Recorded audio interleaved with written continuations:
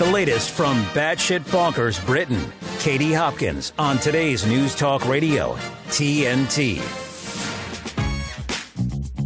And thank you so much to the lovely Dean Mackin. A very, very happy end of 2023 and getting ready for 2024. My last show of 2023 here at TNT Radio. A warm welcome on Funny Fanny Friday, the 29th of December for me. Coming up in the show, Biden's international policy challenges as he loses support from the Muslims he imported into America. I have a treat for you at 40 minutes past the hour featuring Calendargate and lots of my hot conservative friends.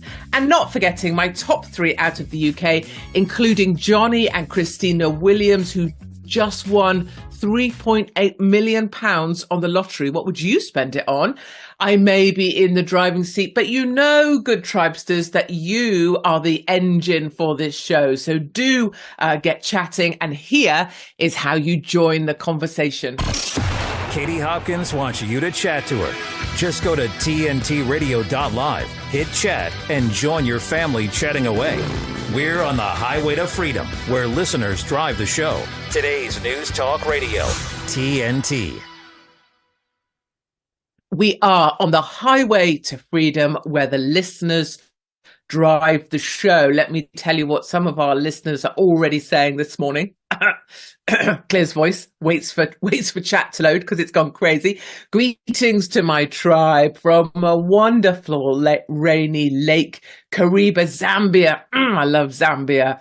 Rain brings life to this part of Africa. I love that so much because I've got a whole rant coming about the greyness of where I'm sitting. Great show, Dean. Dean doing a terrific job as always. Good morning, good evening, tribe, says Heather. Hookers and drugs. Exactly. That's kind of a synopsis of my show. And really, you know, a sort of survival guide for life, isn't it? If we're honest. As the matriarch here, you know, if nothing else will get you through, hookers and drugs is what we probably all want to turn to. That's coming up at 40 minutes past the hour, where if you haven't heard all about Calendargate involving my hot friends in America, I am bringing that to you. So for all, I don't want to just, direct this at the boys. For my lesbian listeners, that wasn't a glitch, by the way, in the Wi-Fi. That was actually me saying the word lesbian. Is my hot lesbian here? Are my hot lesbians here? I'm just going to say for you girls as well, I've got a new pin-up for you. She's one of my Bezzy buddies over there. She's called Peyton Drew. So 40 minutes past the hour. If you're not watching in Vision, I'm just going to say to you, it might be time to be watching in Vision at 40 minutes past the hour. You can wait for that. So do jump on with everybody else. If you want to join the conversation on this last show of 2023, why not? Why not go for broke? Why not end the year on a high? Do go to TNT. So you type in TNT radio.live, go to the chat, and you will find all of our other tribesters chatting away on there, trying to find the fun. That's what Funny Fanny Friday is about. It's finding the fun, finding truth in a sea of madness. And it certainly isn't ever about agreeing with me, as you all know. So you get to say what you want, think what you want, be what you want. And the only thing I ask is that I get to do the same. So here we are now in a state of kind of perpetual gloom. So someone responsible clearly had one too many Baileys over Christmas and has forgotten to hang up the sunshine today and actually for about the last 4 days. And we are stuck in this perpetual state of gloom with a side order of catastrophic rain and torrential winds and downpours. If you live in California, you know, any of our Commie California listeners, be grateful. Just take a moment, to look up when the sun comes up, because I appreciate you're a few hours behind me. But this morning, when your sun comes up into your sky that's so blue, take a moment just to look up and go, yes, it is quite good that I live in California, because I can tell you this is a hard time of year to be in the UK. So much so that I went to my daughter yesterday, Poppy, and I was like, just remember this time of year, my love. Just remember this as you grow into your life and work out where you want to settle as an adult. and thinking about who the men are going to be in your lives and who you actually want to marry. Really think about where you actually want to live and how many Januaries you want to do in the UK. So we had that conversation, which I think is good mothering. I also went to see Mumsy yesterday. Many of you know my mother now from her adventures on the bus with my father with his cancerous head. So Mumsy, because Mumsy doesn't like the January either, because she doesn't like grey. She's just like me, or I'm just like her. We like bright sunshine and we like spring. So I've already started saying, it'll soon be spring, Mum. When I give her a cuddle goodbye, I say, soon be spring, and you really like the spring, Mum. So I'm trying to, give my mother things to look forward to. I don't know what that's about. Anyway, so that's what's going on here. So much to talk about today. I have top 3 stories and I have breaking news out of America, which is that 2 big stories out of America before we go into my top 3. Number 1, Maine. You know Maine? Maine, not like the horse's mane, but Maine in America. They have just said, so Maine's top election official has removed Donald Trump from the state 2024 primary ballot in a shock decision. Once again, this goes back to this 14th Amendment of the Constitution, 14th Amendment, Section 3, the insurrectionist ban. The Maine Secretary of State, Shenna Bellows, you can tell you're just going to know she's a Democrat and she's going to be one of them, paused her decision pending a potential appeal in the state court. So this is where they get to make a decision, so they get the headline, but then they can pause the decision, allowing for an appeal, which they suspect will be overturned. But it buys them a moment in the sunshine. It buys them voters. It's a bit of a moment for the Democrat Party. The decision makes Maine the second state to disqualify Trump from office after the Colorado Supreme Court handed down that ruling earlier, which we discussed on the show, as you'll recall. You may also remember me telling you to pay no attention to it, to take no notice of it, because what will happen is that ruling will have to be paused. Trump's name will be on the ballot. It will go to America's Supreme Court and it will be overturned. Well, just as I suggested, now it turns out Trump's name is going to stay on the ballot in Colorado, pending the decision by the Supreme Court of America, which will overturn all of this. But just more kind of challenges to Trump from a legal perspective, but also wins all round for Trump. Because you can't, I would argue, maybe other people think differently. Plenty of our tribe aren't fans of Trump in the way that I am. Maybe your definition of democracy, for my anti-Trump tribe, darlings here, maybe your definition of democracy is you don't put people on the ballot that you don't want to win. Is that your definition is that democracy? I mean, I'd argue that we don't have democracy anyway, but that's by the by.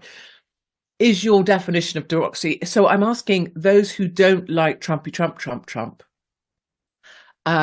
you think it's okay that he's not on the ballot? And is that, do you think, democracy? Open question. I'm missing moments. Oh, went to bed happy at 3 a.m. Woke up to miserable northerners bleating on the mainstream. Hookers and blows save Christmas. Brilliant. Okay, good. Tribe catching up.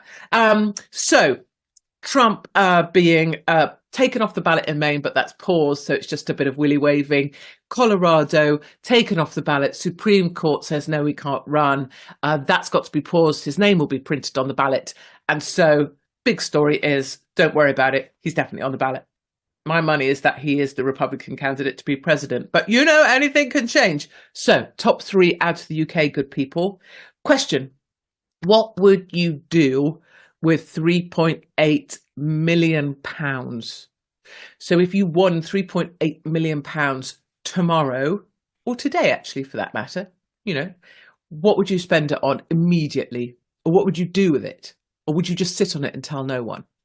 So this is what's happened to Johnny and Christina Williams. God bless them. They just won the lottery in the UK. They won £3.8 million. And many lottery winners, as you'll be aware, don't go public with the information, even though the lottery would like them to do so, and sends very persuasive individuals in to persuade people to go public because it's great publicity for them. They have gone public. Asked about why they've gone public, Mrs. Johnson, who's called Christina, said they didn't want people to think they were hiding anything. And her husband, Johnny, said, I just wanted to show it's possible. You always look and think it's fixed. I mean, I've been doing it for 24 years. So these are the cutest little normal people you could ever look at, you know, both quite overweight and just doing regular jobs. And they both said they'll be continuing in their jobs for the time being. Mrs. Johnson said we need to keep our feet on the ground. It doesn't make us different people. We like to work.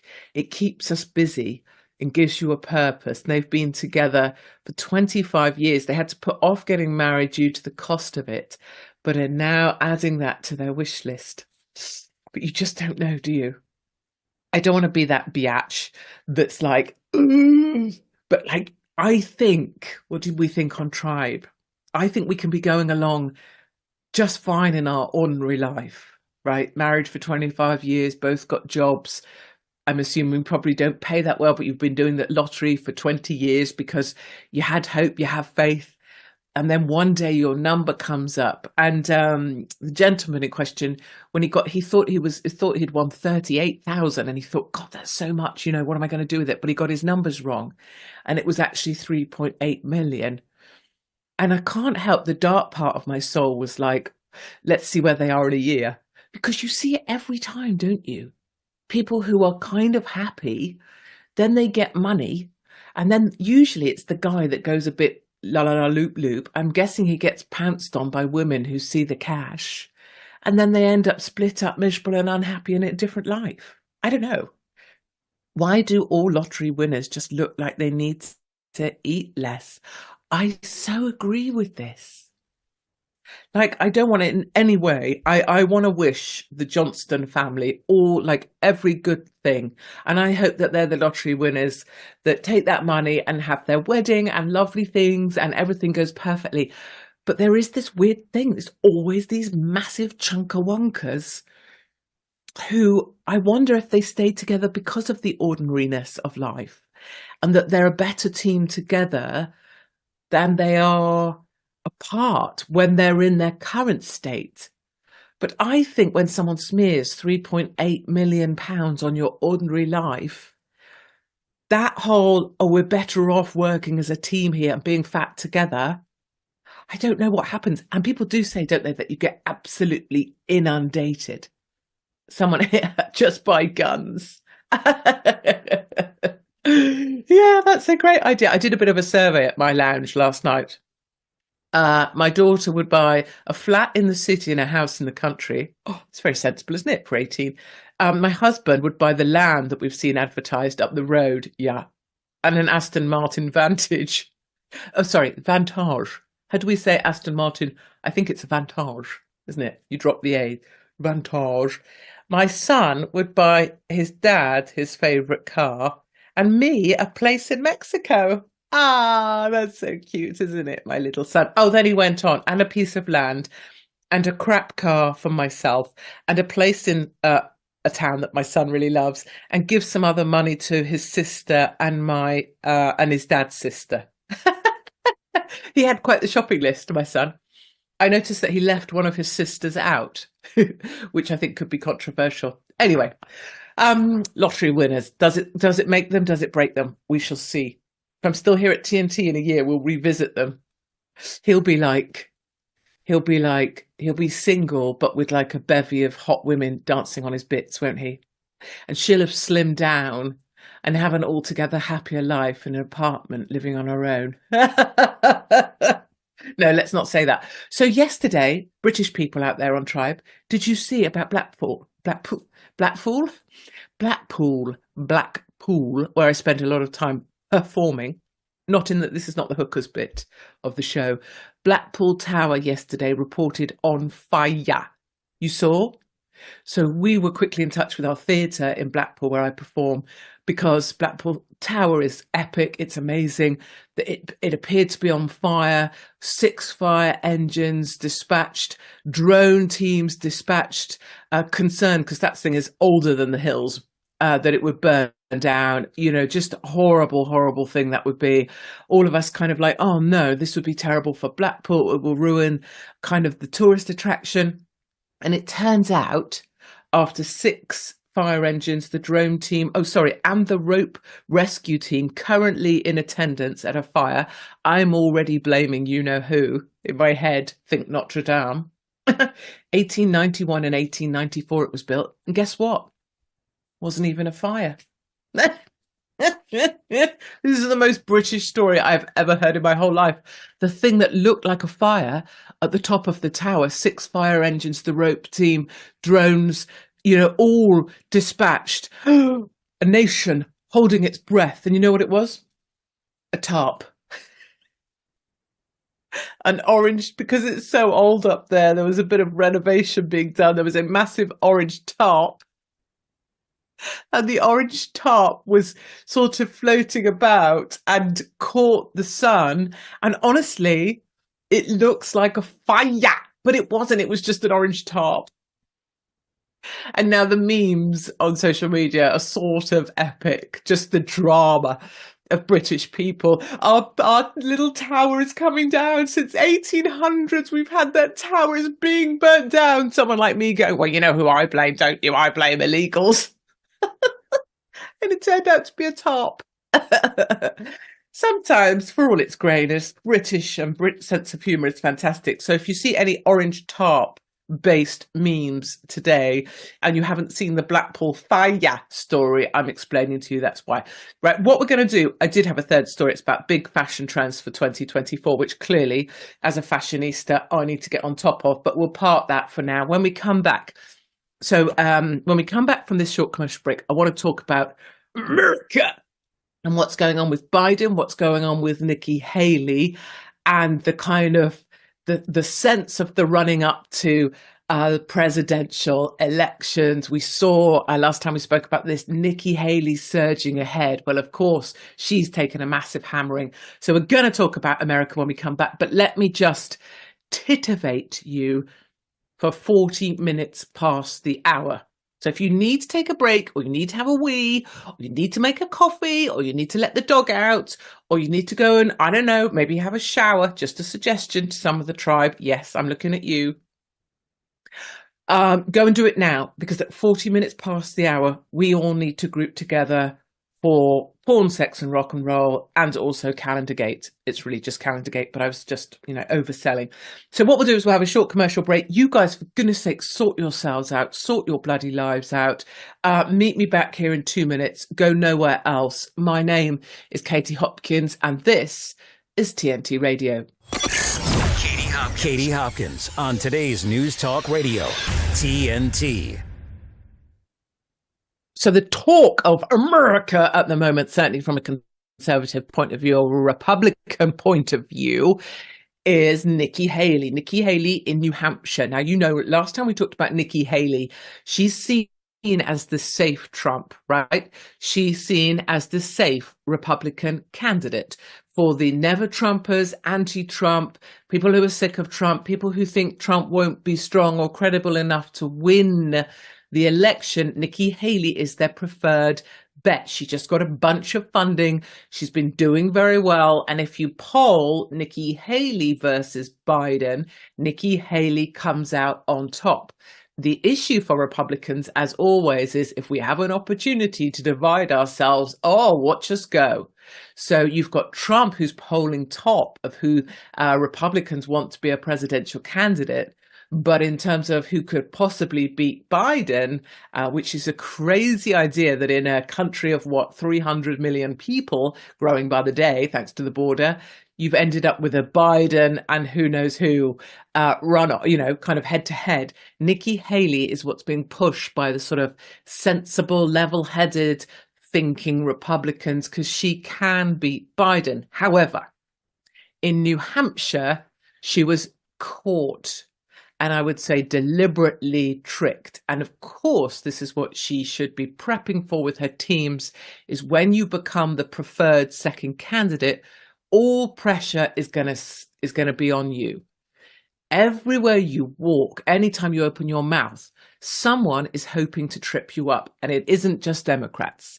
This will be the DeSantis team. This will be the Trump team. Everybody is dispatched to trip up Nikki Haley because she's increasingly seen as the front runner behind Trump. So she's doing a town hall, which, if you're not into American town halls, is just a gathering of people where, you march up and down with the microphone. Men typically roll their shirt sleeves up so that they look like, a man of the people, just answering the people's questions. And Nikki Haley got asked a really easy question about the Civil War and managed to avoid using the word slavery. Let's take a listen to this clip. Republican presidential candidate Nikki Haley held a town hall in New Hampshire last night and answered questions from voters. But there's something she did not mention that's making headlines this morning. The former governor and UN ambassador was asked what caused the Civil War. Here's what she said. I think the cause of the Civil War was basically how government was going to run, the freedoms and what people could and couldn't do.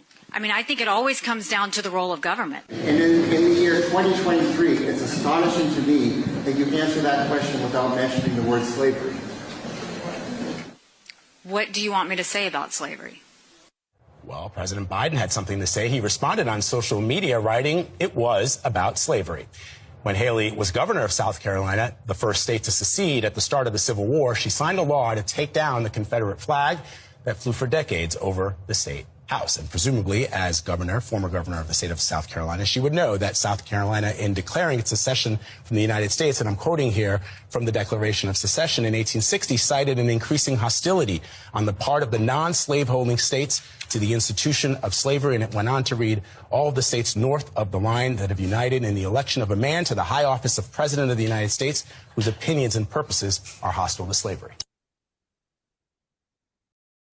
So this is one of the issues, when you're a front runner behind Trump, you have people piling on trying to trip you up. And then an issue for Nikki Haley, she's trying to appeal to the Trump base. So the idea that she was partly responsible for taking down the Confederate flag, partly responsible in a way for taking the knee, as Southern Americans would see it, to principles they didn't stand by. So she's trying to appeal to the Trump base. So she goes for freedoms. I think the Civil War was about freedoms. What are we prepared to fight for and what are we not? She's trying to pull in the Trump voter, but in doing so, not acknowledging slavery, which means now there's just a massive pile on. And that's where I think you end up in this really tricky predicament when you're suddenly all attention is on you. You're trying to skew your words a certain way and you lose that kind of authenticity, and people can smell it a mile off. Like when you lose that authentic response and authentic answering, then you trip yourself up, which is precisely what she's done. So the Trump supporters are beside themselves about Nikki Haley. They're angry with her because she said she would never run if Trump was on the ballot. They're angry with her for sins of the past, taking down the Confederate flag, all the rest of it. They're angry with her because of her hypocrisy, as they're calling out, because she appears to say one thing and do another. And a guy out there who's clearly a rabid Trump supporter, which is kind of my favorite kind of American, because they're mad as a box of frogs. But, in a glorious way, he's made this little attack ad of his own against Nikki Haley, and I just love it. It's a little hard to hear because there's music playing over Nikki Haley's audio. If you're watching in Vision, you'll be able to see the subtitling calling out what she's saying, but it's basically showing her saying one thing and doing another. So let's take a listen to this. Still has a lot of popularity. If he runs again in 2024, will you support him? Yes. I would not run if President Trump ran. I would not run if President Trump ran. I would not run if President Trump ran. You lied about running, that's not okay. A sexy Lindsay but less gay. And when you With kick no back, chance of it hurts them winning, more you if you're play wearing heels. the game. I'm Nikki Haley, and I'm running for president. For cash, you'll always play the part. As a governor, when I really needed help building my transition team, he didn't just talk to me on the phone, he sent me his right-hand person. We deserve a President Mitt Romney. You're just a globalist replacement for the creepy face stuff. Nikki, you're a never Trumper.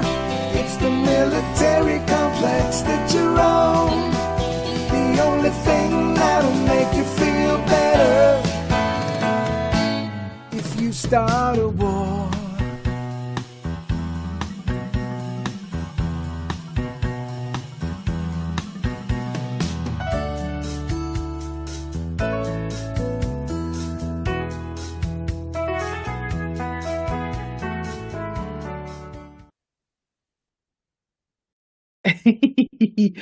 So this whole never Trumper, Nikki, you're Nikki, you're a never Trumper,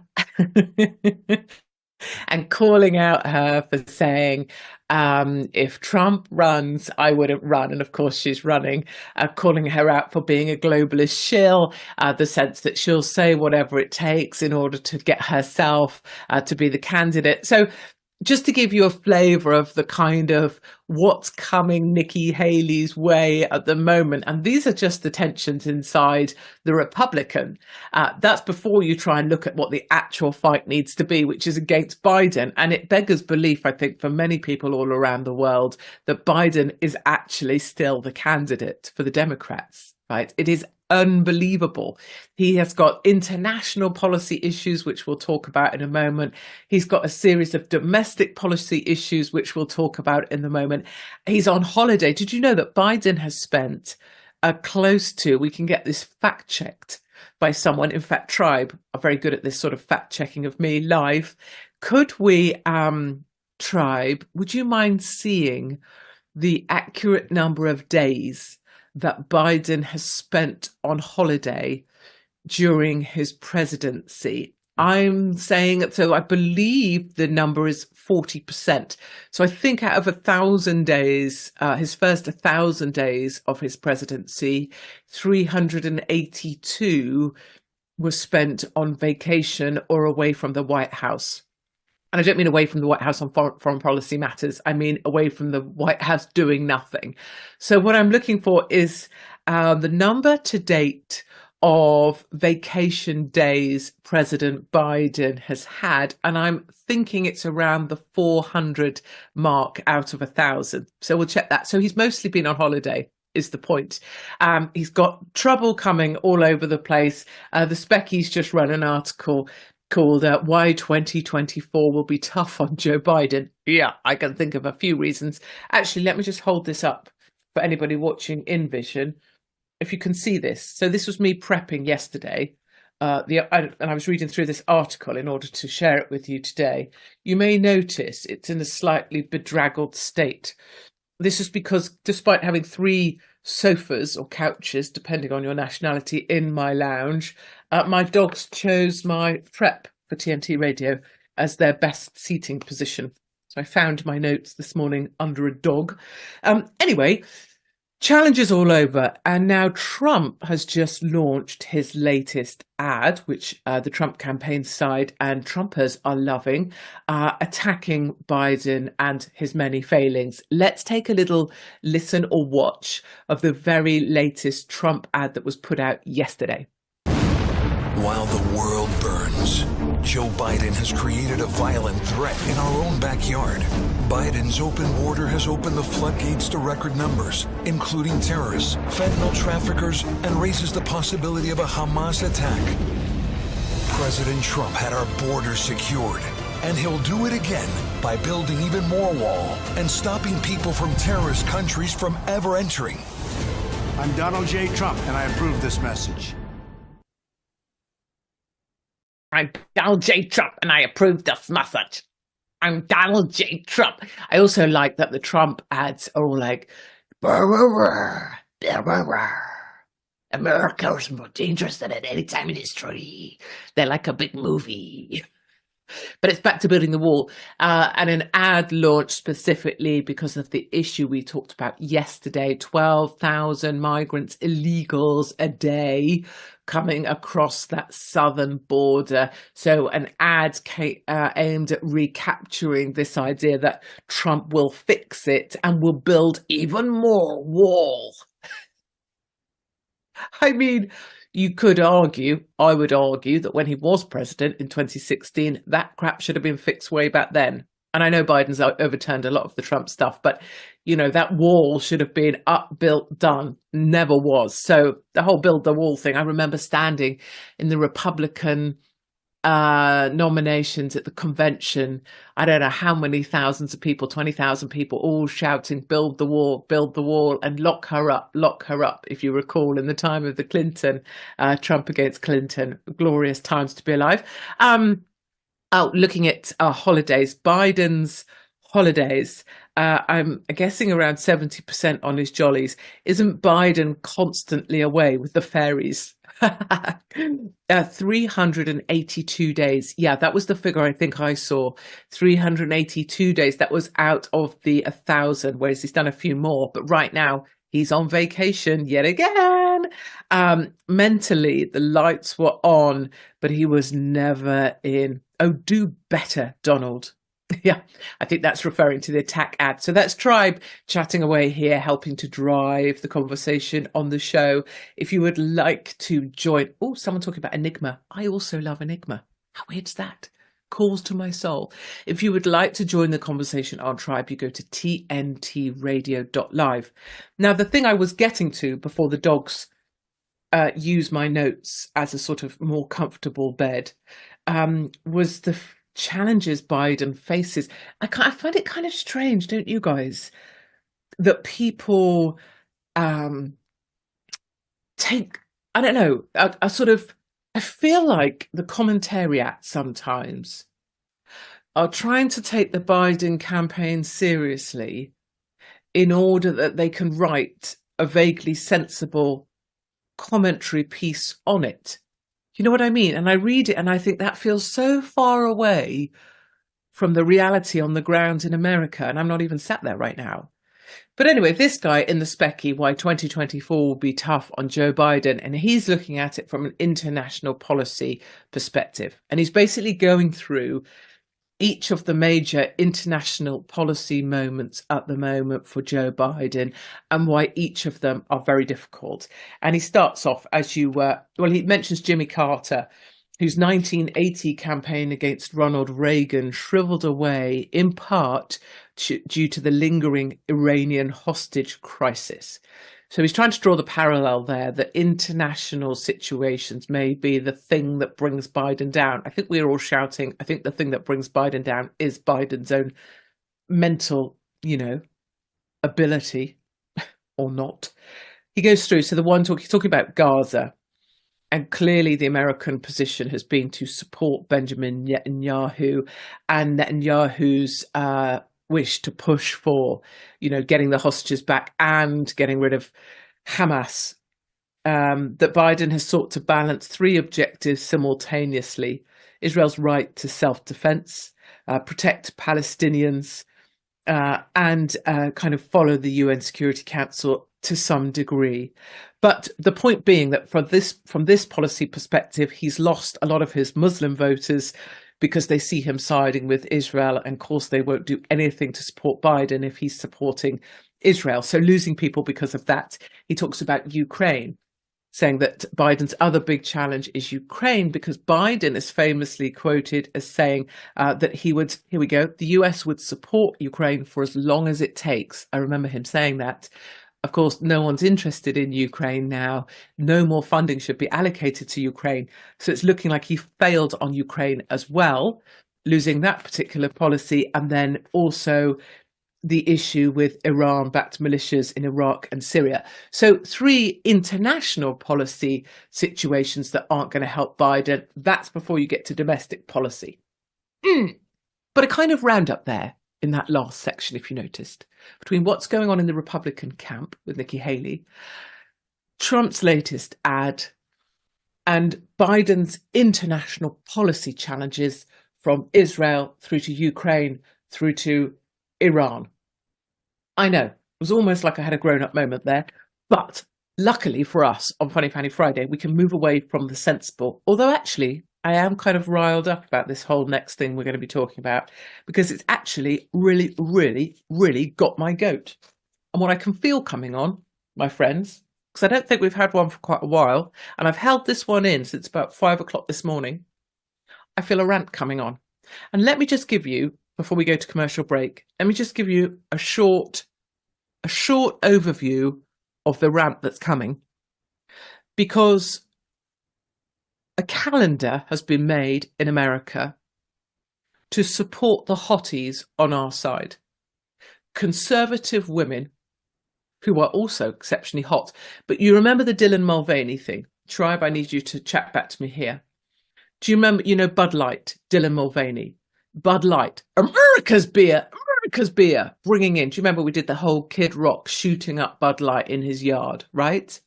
Remember them bringing in that hideous little festering sore, Dylan Mulvaney, as a promotional aid for Bud Light, and Bud Light's sales have slipped by 30%. Their volumes are way off, and they fired all of the marketing team. In response, a guy called Seth Weathers created, hold on, let me get it, Ultra Right. So a competitor for Bud, Ultra Right, same packaging, same Americana, amazing. And he's just done a sort of tongue-in-cheek but also epic calendar that goes along with it. It's being sold at conservativedads.com. Well, guess what our side has managed to do? Our side has managed to make this into a massive own goal because small-willied conservative men who don't like the fact that someone else is getting the attention are slating this. And for 3 days solid, #CalendarGate has trended and people are coming for our hot conservative women, calling them demonic, calling them adulterous, calling people who purchased the calendar adulterous. I'm just saying, can you feel my rage is real? So go nowhere apart from maybe to TNT Envision, because I'm about to show you some pictures of very hot conservative women, one of whom, my Bezzy, has got amazing boobs. I'm just saying. So go to TNT Envision if you have a moment. We will come right back after this short commercial break. And frankly, this one is getting aimed at the so-called conservative men on the circuit in America. Go nowhere, good people. My name is Katie Hopkins, and this is TNT Radio. Stay with Katie Hopkins and speak your mind. Today's News Talk Radio, TNT. So my question to conservatives in America, particularly the little men who have been criticising the hot conservative women on CalendarGate, is what the hell do you think you're doing? Why are you criticising these women? I've heard you call them demonic. I've heard you call them adulterous. And the fact is, you don't like it because they're getting attention. And you think you're the arbiter of what people can and cannot watch. And you are not that. You have no right to be putting these women down. You like it when you have women who are organising things for you, creating platforms for you, doing the clipboard work for you, but you don't like them when they're in front of the camera or getting clicks that you see as yours. You have no right to call them demonic. You have no right to call them adulterers. They look hot, they look strong, they look powerful, and you need to back down. And let me tell you this, you say we're fighting for the soul of America. To fight for America, you have to be facing the enemy. And right now you're shooting inside the tent. Do better. Face forwards, fight the enemy outside there, and leave our strong women alone. Thank you. I would also say Seth, who's the guy that's put the calendar together, Seth Weathers, I'm just saying, did I miss my invite? I'm just a question. I was assuming I was going to be August or February, my birth month, but I've checked my WhatsApp repeatedly and I don't see my invite to be one of the hot conservative women featured on the calendar.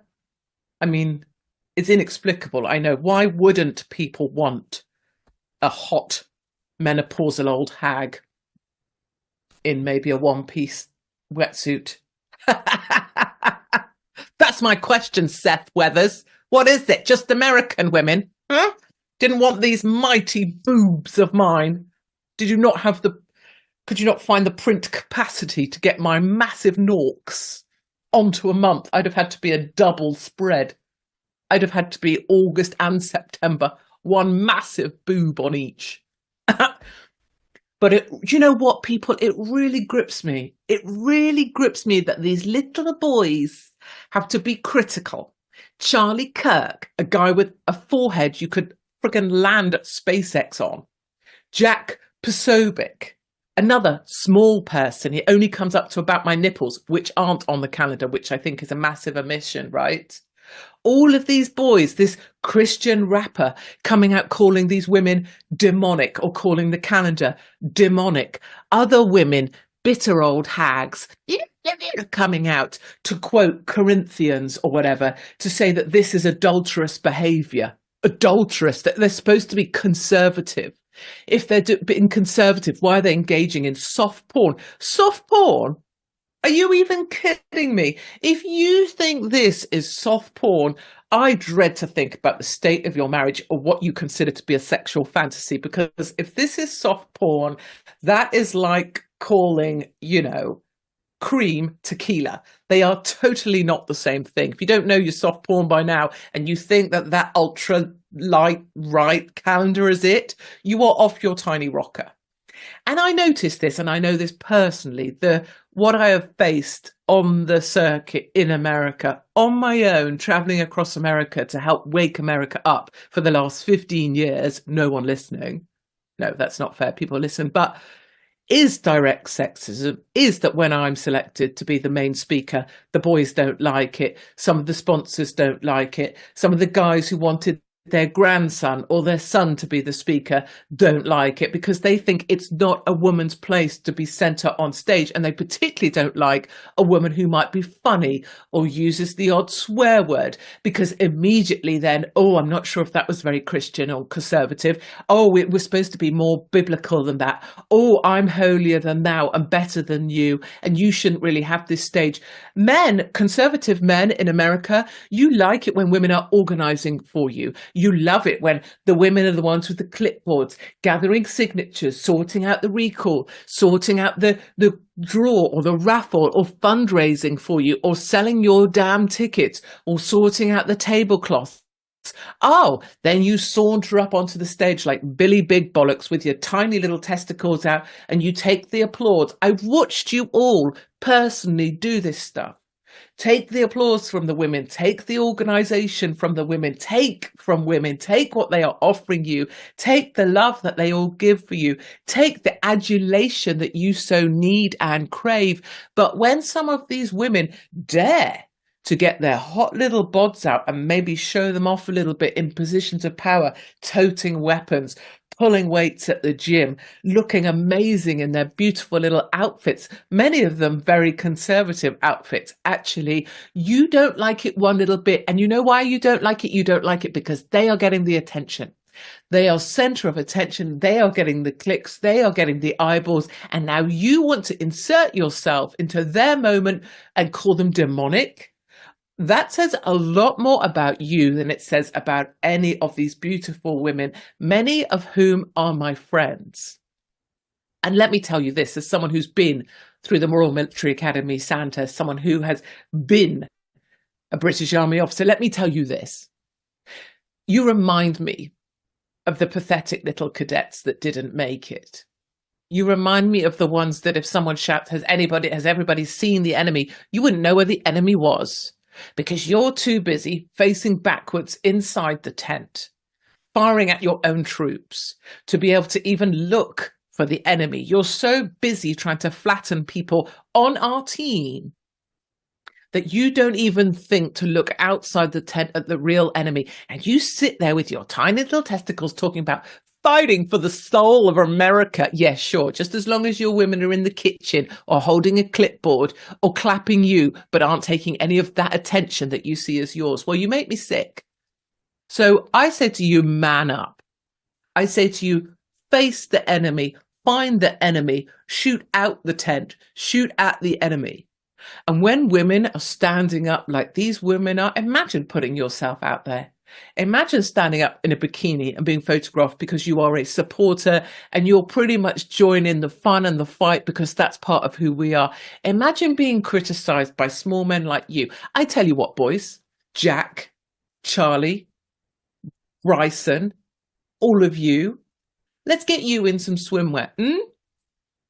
Let's get you in some small swimwear and let's pop you on in fact, let's take some photographs of you under bright lights in detail, shall we? And let's not make it about politics. No, let's not make it about Republican or Democrat. Let's not make it about church or not. Let's just make it about the shape of you and what you've allowed. If you're such a holy guy and you're so Christian and you're so respective of what God gave to you, how come you've let your God-given body get into that state? Because these girls have taken time and effort to keep theirs looking the way that they chose to and have now tastefully displayed. And the win on this was to say, look at us. Our women make us stronger. Our women make us better. Our women do the hard work, the thankless tasks. And these girls here also look blooming hot while they're doing it. Conservatives are the side that respect real women. And that was the win. And that's what you were too busy trying to find your tiny testicles to even see or to claim. And so shame on you, small men from the Conservative Network. You owe these women an apology. You owe my girlfriends an apology, Peyton Drew and the rest of them who all look terrific. And I feel very sorry that you have all decided to work together to put these ladies down. I see you working together, Jack, Charlie, the rest, to put these ladies down. And I'm here as the matriarch of this to call you out on it. If you were my sons, I would put you over my knee and spank your sizable behinds. And that's all I have to say on the matter. Now, I have an audio clip I want to play for you while I recover myself. Which is, so George Santos, if you recall from conversations in the show before the Christmas break, George Santos was thrown out of the Republican Party and out of Congress for spending campaign funds on Hermes bags and OnlyFans and Botox. So, entirely disgraced. Isn't it terrible? Isn't it shocking? Oh, look at the Republicans making fools of themselves again. And so it is George Santos that I go to on Calendargate because very often the people who have been shamed or humiliated are my favourite type of people on this sort of matter because they're not trying to be holier than thou. So let's have a little listen to George Santos and his take on the whole Calendargate furore. Hey Seth, it's George Santos, and I see that your company is having a major cultural moment, and who better to bring the tea and drama to a conservative cultural moment. Look, let's start with this. All of you seething hate and hypocrisy, I can see it. The calendar is freaking fabulous. I mean, not to mention my girl Ashley St. Clair's in it. So you should buy 2 copies. It's a privilege to have strong conservative women like Riley Gaines and Ashley St. Clair in a calendar. And I'm sorry, they're in a swimsuit and that's offensive? Okay, I can't deal. Seth, do me a favor. Print double as more copies of the calendar and save 50 for me because I'm placing an order and I want 50 of them because I'm going to give them out as party favors on New Year's. This is absolute nonsense. The calendar is amazing. You all are just delusional. Conservative Dad's Ultra Right Beers calendar is the bomb. And I don't care what y'all have to say. Oh, it's George Santos. His opinion doesn't matter. Guess what? Yes, it does. Because you're watching this video. Bye-bye. I just got a lot of time for George now because he's still kind of owning it.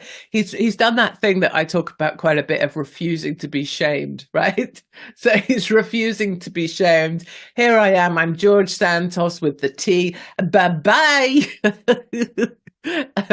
I just want to mention some of the ladies. Lovely Riley Gaines, who fights so hard for she's a swimmer and has fought so hard to try and protect women in swimming because of the trans brigade taking over women swimming in America.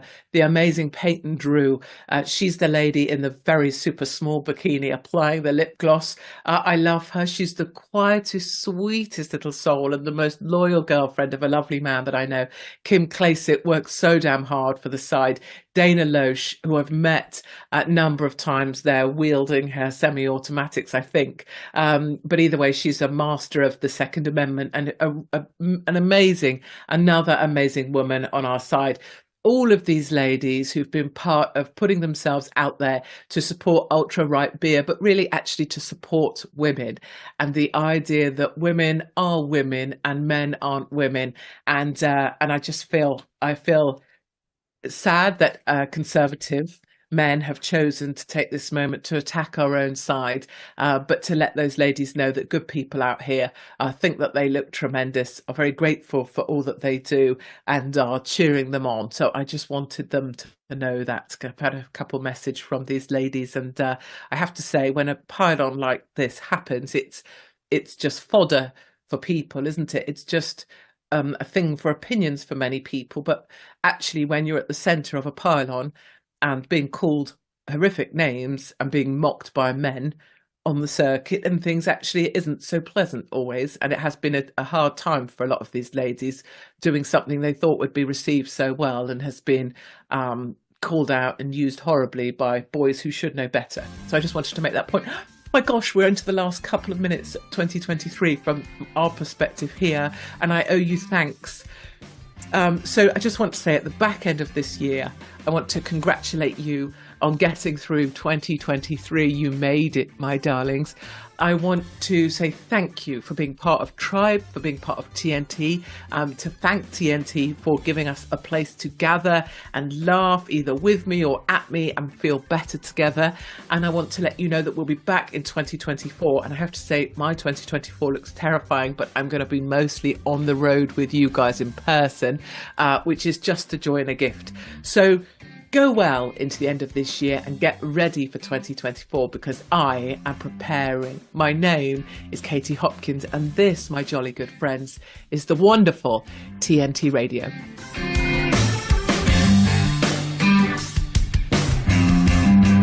To hear a replay of this hour, go to episodes at tntradio.live.